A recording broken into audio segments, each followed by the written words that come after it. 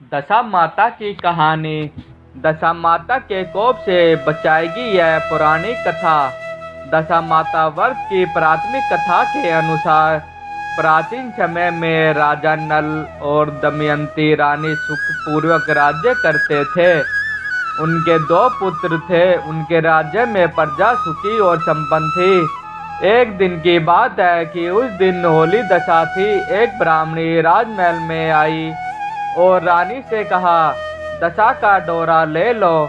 बीच में दासी बोली, हाँ रानी साहिब, आज के दिन सभी सुहागनें महिलाएं दशा माता की पूजन और व्रत करती हैं तथा इस डोरे की पूजा करके गले में बांधती है, जिससे अपने घर में सुख समृद्धि आती है।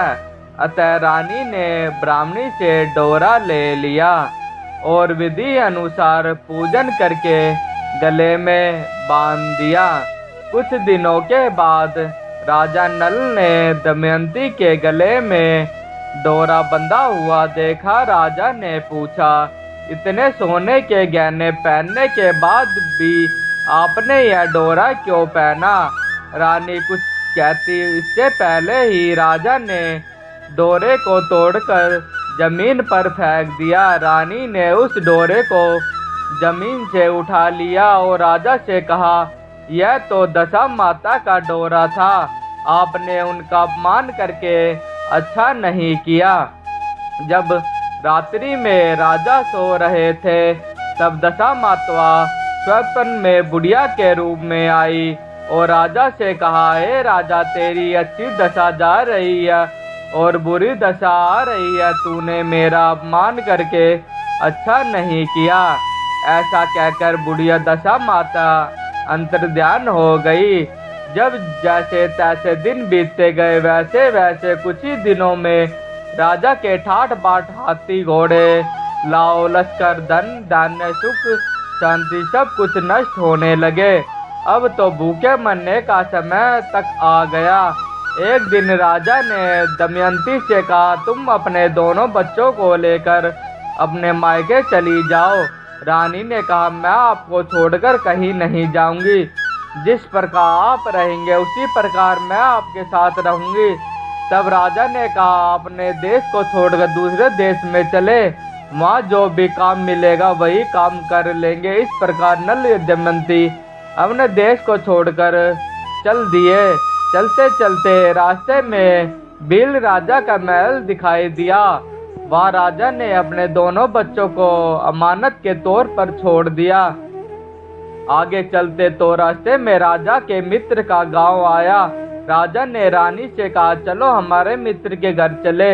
मित्र के घर पहुंचने पर उसका खूब आदर सत्कार हुआ और पकवान बनाकर भोजन कराया।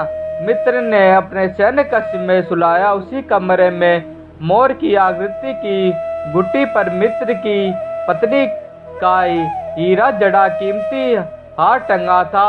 मध्य रात्रि में रानी की नींद खुली तो उन्होंने देखा कि वह बेजान खूंटी हार को निकल रही है। यह देखकर रानी ने तुरंत राजा को जगाकर दिखाया और दोनों ने विचार किया कि सुबह होने पर मित्र के पूछने पर क्या जवाब देंगे। अतः यहाँ से उसी समय चल जाना चाहिए। राजा रानी दोनों रात्रि को ही वहाँ से चल दिए। सुबह होने पर मित्र की पत्नी ने खूंटी पर अपना हार देखा। हार वहाँ नहीं था। तब उसने अपने पति से कहा, तुम्हारे मित्र कैसे है जो मेरा हार चुराकर रात्रि में ही भाग गए? मित्र ने अपनी पत्नी को समझाया कि मेरा मित्र कदापि ऐसा नहीं कर सकता। धीरज रखो, कृपया उसे चोर मत कहो। आगे चलने पर राजा नल की बहन का गांव आया। राजा ने बहन के घर खबर पहुंचाई कि तुम्हारा भाई भौजाई आई हुए हैं। खबर देने वाले से बहन ने पूछा, उनके हाल चाल कैसे है?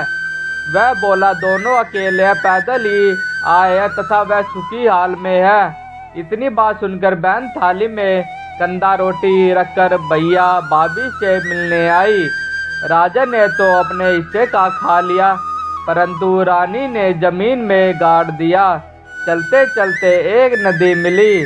राजा ने नदी में से मछलियां निकालकर रानी से कहा, तुम इन मछलियों को भूंजो, मैं गांव में से परोसा लेकर आता हूँ। गांव का नगर सेठ सभी लोगों को भोजन करा रहा था। राजा गांव में गया और परोसा लेकर वहां से चला तो रास्ते में चील ने झपट्टा मारा तो सारा भोजन नीचे गिर गया। राजा ने सोचा कि रानी विचार करेगी कि राजा तो भोजन करके आ गया और मेरे लिए कुछ भी नहीं लाया। उधर रानी मछलियां भूनने लगी तो दुर्भाग्य से सभी मछलियां जीवित होकर नदी में चली गई। रानी उदास होकर सोचने लगी कि राजा पूछेगा और सोचेगा कि सारी मछलियां खुद खा गई।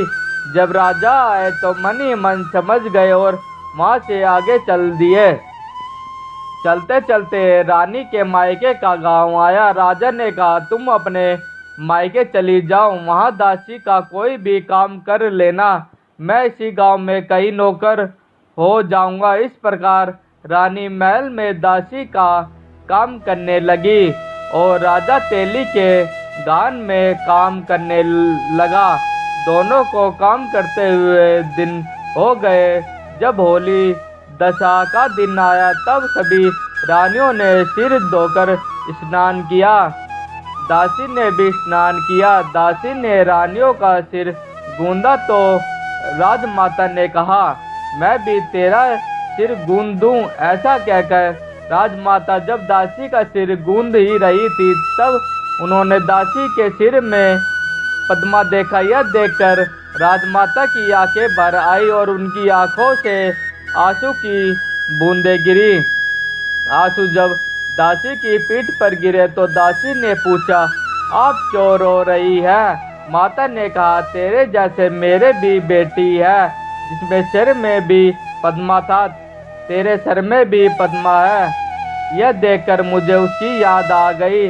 तब दासी ने कहा, मैं ही आपकी बेटी हूँ। दशा माता के कोप से मेरे बुरे दिन चल रहे हैं इसलिए यह यहाँ चली आई। माता ने कहा, बेटी तूने यह बात हमसे क्यों छिपाई? दासी ने कहा, माँ मैं सब कुछ बता देती तो मेरे बुरे दिन नहीं कटते। आज मैं दशा माता का व्रत करूँगी तथा उनकी गलती की क्षमा याचना करूँगी। अब तो राज माता ने बेटी से कहा, हमारे जमाई राजा कहाँ हैं? बेटी बोली, वह इसी गांव में किसी तेली के घर काम कर रहे हैं। अब गांव में उनकी खोज कराई गई और उन्हें महल में लेकर आए। जमाई राजा को स्नान कराया, नए वस्त्र पहनाए और पकवान बनाकर उन्हें भोजन कराया। अब दशा माता के आशीर्वाद से राजा नल और दमयंती के अच्छे दिन लौट आए। कुछ दिन वहीं बीतने के बाद अपने राज्य जाने को कहा। दमयंती के पिता ने खूब सारा धन, लाव लश्कर, हाथी घोड़े आदि देकर बेटी जमाई को विदा किया। रास्ते में वहीं जगह आई जहाँ रानी में मछलियां को भूना था और राजा के हाथी से चील के झपट्टा मारने से भोजन जमीन पर आ गिरा था। तब राजा ने कहा, तुमने सोचा कि मैंने अकेले भोजन कर लिया होगा, परंतु चील ने झपट्टा मारकर गिरा दिया था। अब रानी ने कहा, आपने सोचा होगा कि मैंने मछलियां भूनकर अकेले खा ली होगी, परंतु वह तो जीवित होकर नदी में चली गई थी। चलते चलते अब राजा की बहन का गांव आया। राजा ने बहन के यहाँ खबर भेजी। खबर देने वाले से पूछा कि उनके हालचाल कैसे है। उसने बताया कि वह बहुत अच्छी दशा में है, उनके साथ हाथी घोड़े लाव लश्कर है। यह सुनकर राजा की बहन मोतियों की थाल सजाकर लाई। तभी दमयंती ने धरती माता से प्रार्थना की और कहा, माँ आज मेरी अमानत मुझे वापस दे दो। यह कहकर उस जगह को खोदा जहाँ गंदा रोटी गाड़ दिया था। खोदने पर रोटी तो सोने की और गंदा चांदी का हो गया। यह दोनों चीजें बहन की थाली में डाल दी और आगे चलने की तैयारी करने लगे। वहां से चलकर राजा अपने मित्र के घर पहुंचे। मित्र ने उनका पहले के समान ही खूब आदर सत्कार और सम्मान किया। रात्रि विश्राम के लिए उन्हें उसी शयन कक्ष में सुलाया। मोरनी वाली खूंटी के हाथ निकल जाने वाली बात से नींद नहीं आई। आधी रात के समय वही मोरनी वाली खूंटी हार उगलने लगी तो राजा ने अपने मित्र को जगाया तथा रानी ने मित्र की पत्नी को जगाकर दिखाया। आपका हार तो इसने निगल लिया था। आपने सोचा हुआ कि हार हमने चुराया है। दूसरे दिन प्रातःकाल नित्य कर्म से निपटकर वहां से वह चल दिए। वह भील राजा के यहाँ पहुँचे और अपने पुत्रों को मांगा तो भील राजा ने देने से मना कर दिया। गांव के लोगों ने उन बच्चों को वापस दिलाया। नल दमयंती अपने बच्चों को लेकर अपनी राजधानी की निकट पहुंचे तो नगरवासियों ने लाव लश्कर के साथ उन्हें आते हुए देखा। सभी ने बहुत प्रसन्न होकर उनका स्वागत किया तथा गाजे बाजे के साथ उन्हें महल पहुंचाया। राजा का पहले जैसा ठाठ बाट हो गया। राजा नल दमयंती पर दशा माता ने पहले कोप किया, ऐसी किसी पर मत करना और बाद में जैसी कृपा करी वैसी सब पर करना। ऐसी ही कहानियाँ और स्टोरी हम अपने चैनल के माध्यम से आपको रोज सुनाते रहेंगे। कृपया करके हमारे चैनल से जुड़े रहने के लिए हमारे चैनल को like share comment and subscribe जरूर करें। धन्यवाद।